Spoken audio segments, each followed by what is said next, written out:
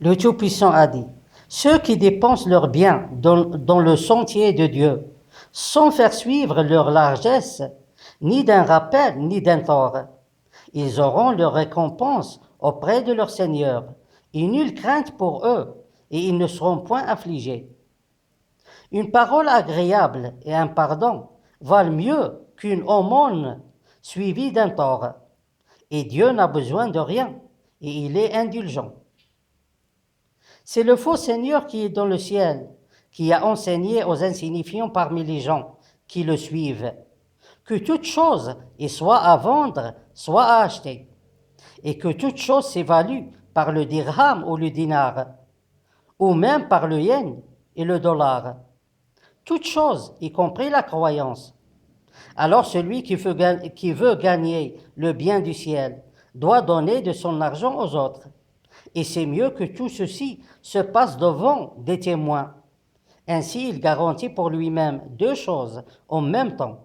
Une croyance acceptée par le faux Seigneur et un croyant connu par les insignifiants parmi les gens. Mais est-ce qu'il n'était pas mieux pour ce faux Seigneur qui est dans le ciel de punir les dirigeants tyranniques et remplacer leurs lois injustes par des lois justes pour partager le bien du ciel et le bien de la terre entre les gens à égal partage, au lieu de les maintenir à leur place et demander aux gens de dépenser de leur argent gagné grâce à des lois injustes.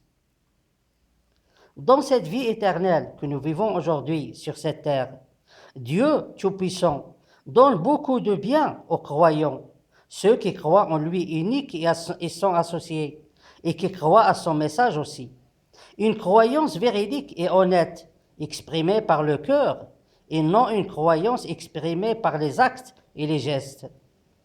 On n'a pas besoin d'une méthode ou d'un moyen pour croire en Dieu Tout-Puissant. Son message est présent et chacun peut demander de Dieu tout ce qu'il veut ou de signer dans le message pour qu'il soit un témoin. Et on n'a pas besoin de dépenser de l'argent pour croire en Dieu et gagner son bien. Car la croyance en Dieu Tout-Puissant est gratuite et son bien est pour tous les croyants, ceux qui croient en lui, uniques qui sont associés et à son message.